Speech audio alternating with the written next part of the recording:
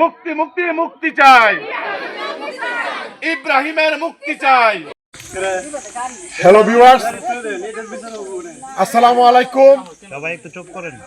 আজকে একটি মামলাবাজ অত্যাচারী ব্যভিচারী এক নারীর বিরুদ্ধে মনোহরদী, সাগরদী, নরেন্দ্রপুর এলাকার মানুষ ফুঁসে উঠেছে। তাদের এই মহিলার অত্যাচারে এই এলাকার মানুষ অতিষ্ঠিত। আপনারা দেখছেন এই যে শিমু আক্তার, আমাদের ক্যামেরাম্যান দেখাবে। এই মহিলা একজন মামলাবাজ ব্যভিচারিণী। তার বিরুদ্ধে আজকে গ্রামের শত শত লোক মানববন্ধন, সংবাদ সম্মেলন করছেন। জানা যায় এই মহিলার মিথ্যা মামলা শিকার ইব্রাহিম, পিতা আব্দুল মালেক, রিফাত, পিতা মৃত্যু মানিক মিয়া এবং তুফাজ্জল গং।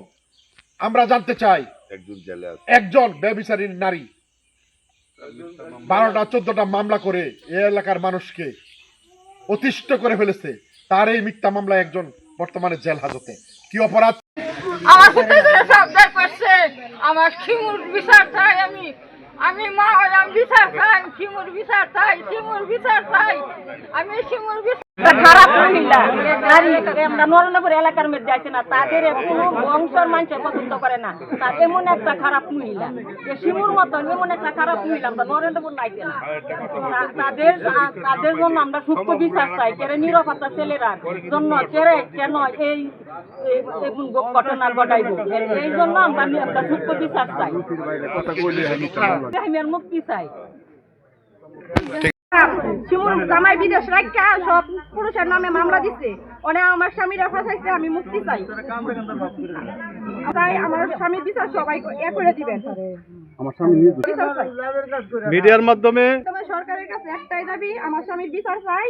আর মনে করেন শিমু আক্তারের যাতে কঠোর ভাবে ব্যবস্থা করা হয়, এমন কোন কাজ যাতে না করে, ভালো একটা মানুষের জীবনটা যাতে নষ্ট না করে শিমু আক্তার, এরকম একটা বিচার চাই আমরা। সরকারের কাছে আমরা সবার একটা আবদার, যাতে শিমুর একটা কঠোর ভাবে একটা ব্যবস্থা নেয় সরকার। তুফাজ্জলের মুক্তি চাই, মুক্তি মুক্তি মুক্তি চাই, ইব্রাহিমের মুক্তি চাই, মুক্তি মুক্তি মুক্তি চাই, ইব্রাহিমের মুক্তি চাই। প্রশাসনের কাছে বিনীত অনুরোধ, যাতে সে কোনো অবস্থায় বিদেশ না যেতে পারে। আচ্ছা, আমাদের একটা প্রশ্ন, এই যে 5 জন আমরা যুব দলের বিভিন্ন নেতৃবৃন্দ, তারা যে সাক্ষী, এটা কতটুকু আপনি সত্য মনে করেন? 100% সত্যি। কি সত্যি? যে তারা সাক্ষী দেয় নাই।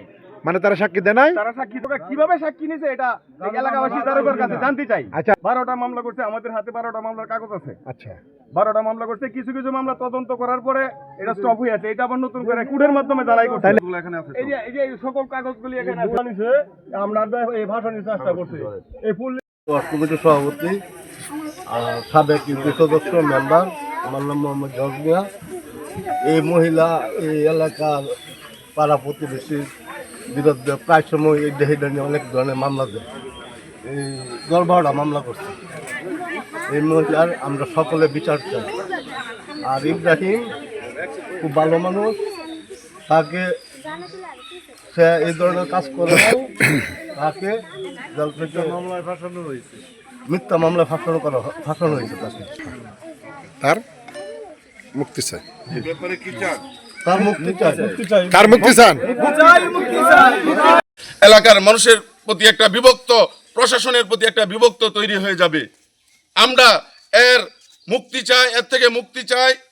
যেভাবে সুশৃঙ্খলভাবে আমরা সমাজকে পরিচালনা করতে পারি, এইভাবে আমরা আবার সুন্দর জীবনে ফিরে আনতে চাই।